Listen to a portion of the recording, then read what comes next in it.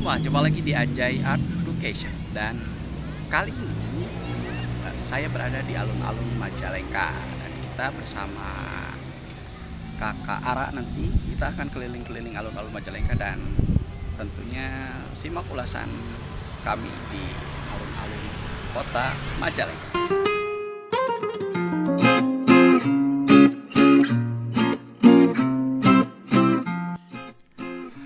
Halo semuanya, ada yang pernah berkunjung ke alun-alun Majalengka?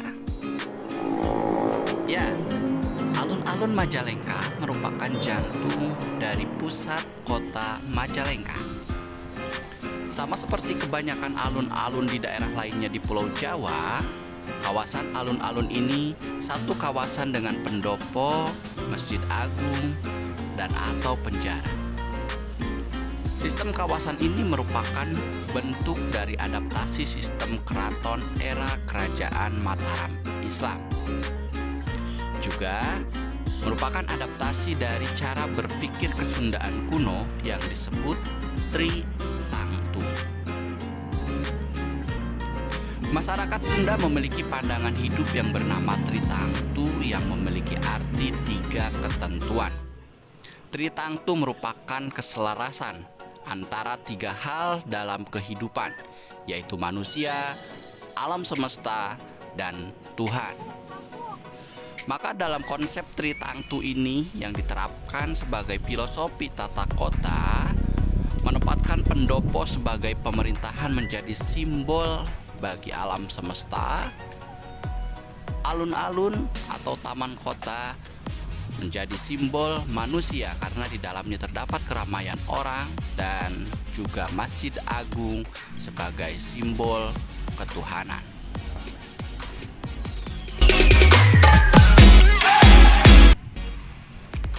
Lalu sejak kapan kawasan alun-alun ini mulai dibangun? Berdasarkan catatan sejarah, alun-alun Majalengka dibangun pada masa Bupati R.A.A. Kartadiningrat, yaitu Bupati Majalengka pada tahun 1849 sampai dengan 1868. Sejarah pembangunan alun-alun dan pendopo ini tidak terlepas dari perubahan nama Kabupaten Maja menjadi Majalengka pada tahun 1840. Juga tidak terlepas dari perpindahan pusat kabupaten yang dulunya berada di daerah Maja berpindah ke daerah Cigasong. Selain itu, pembangunan alun-alun dan pendopo ini tidak terlepas juga dari prakarsa Raden Saleh, yaitu seorang pionir seni lukis modern Indonesia. Diketahui Bupati Kertadiningrat adalah paman dari Raden Saleh yang bernama lengkap Raden Saleh Sarip Bustaman, pelukis Indonesia beretnis Arab Jawa. Dalam beberapa catatan, Raden Saleh sempat singgah dan menetap di Majalengka antara tahun 1852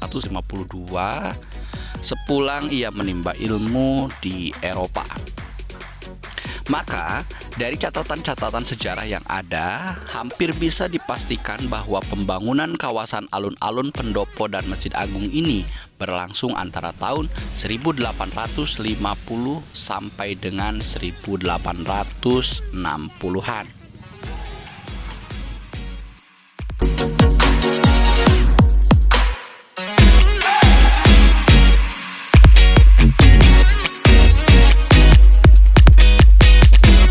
Kita lihat di balai desa adalah balai desa ya, alun-alun, masjid pasti. Nah ini konsep ini diadopsi oleh pemerintahan kolonial Belanda tentang satu pusat pemerintahan, pusat berkumpul rakyat, dan kemudian faktor ketuhanan atau yang sebenarnya konsep ini sudah ada sejak zaman Sunda kuno yang bernama Tri Tangtu. Itu ada kebersihan, keramahan, niang atau tiga konsep utama yang berada di Sunda zaman dulu gitu ya. Ada pertanyaan kan, tahun berapa ini sebenarnya pendopo, alun-alun dan masjid ini? dalam satu keterangan bahwa pendopo dibangun atas prakarsa Raden Saleh. Sebenarnya Raden Saleh di sini emang membuat arsitek, tapi sebenarnya beliau itu menitik beratkan kepada pembangunan taman pendopo ini. Taman pendopo ini jadi beliau tuh khusus membuat konsep tentang taman pendopo Majalengka. Ada keterangan bahwa Raden Saleh pernah singgah di Majalengka pada tahun 1952, kemudian tahun 1852, kemudian 1857. Jadi kita bisa sebenarnya bukan perkiraan sih, sudah pasti bahwa pendopo dibangun pada tahun 1850-an. Bisa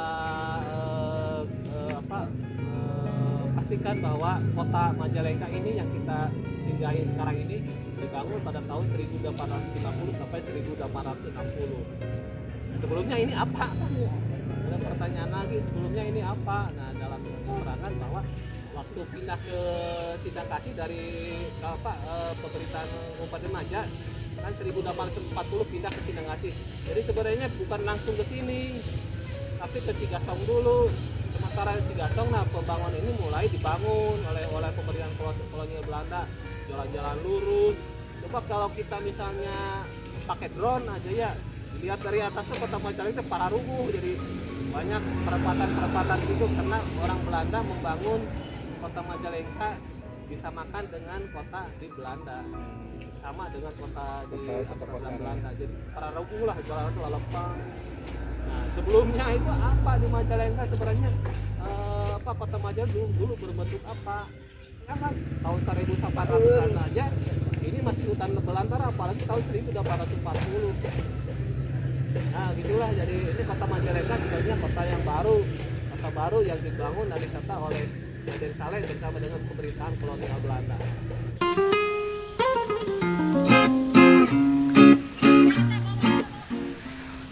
Itulah sejarah singkat tentang pembangunan atau berdirinya alun-alun kota Majalengka berikut pendopo dan juga Masjid Agung. Nah, dari masa ke masa konsep wajah alun-alun kota Majalengka terus berubah. Sekarang kita bisa melihat alun-alun Majalengka dengan konsep yang mengusung tema klasik modern.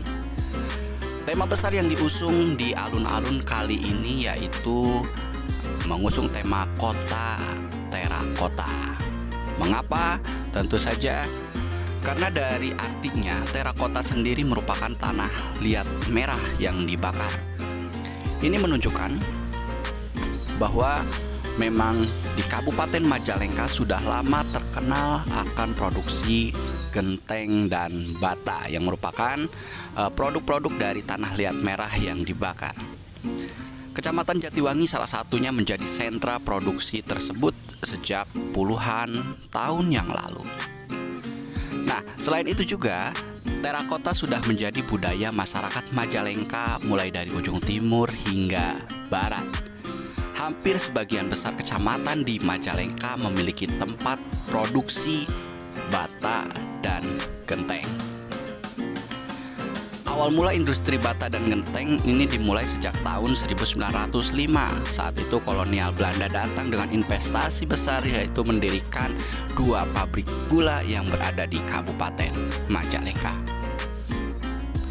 Nah, sejak saat itulah Majalengka dikenal dengan sentra terakota atau penghasil bata dan genteng yang berada tersebar di seluruh wilayah Majalengka.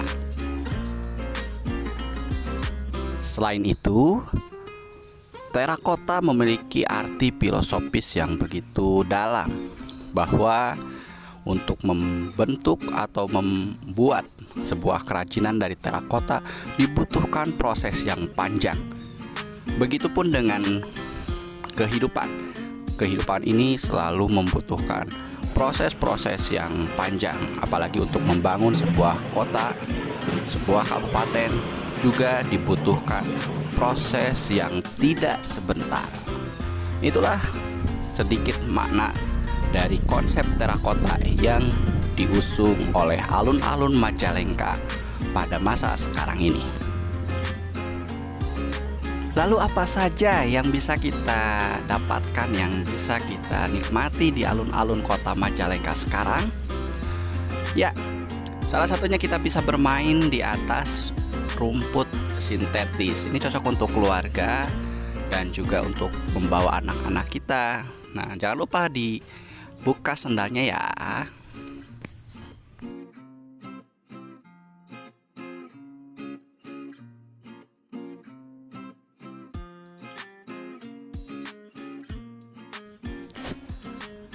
Nah, di tengah alun-alun kita bisa mendapati atau melihat ada tiang-tiang lampu sebanyak 48 tiang, dan juga di tengahnya ada air mancur yang sewaktu-waktu bisa menyemburkan air tentu saja.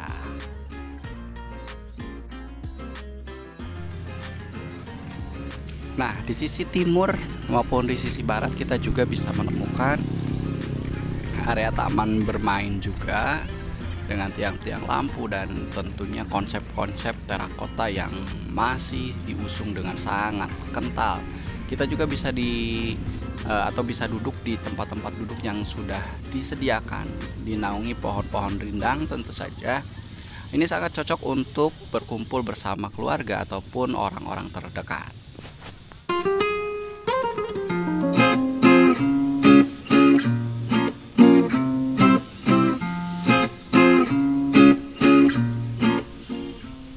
Nah, itu dia jejak langkah dan sejarah alun-alun kota Majalengka versi yang saya temukan. Nah, apabila ada versi-versi lain dari sejarah alun-alun kota Majalengka, yuk kita berdiskusi, yuk kita ngopi, kita ngobrolkan sama-sama untuk kemajuan dan juga untuk kebaikan alun-alun kota kita tercinta. Dan untuk Anda yang belum mengunjungi alun-alun Majalengka, ayo silahkan berkunjung ke alun-alun kota Majalengka. Sampai jumpa lagi di edisi-edisi berikutnya. Saya Jaja ini, sampai jumpa.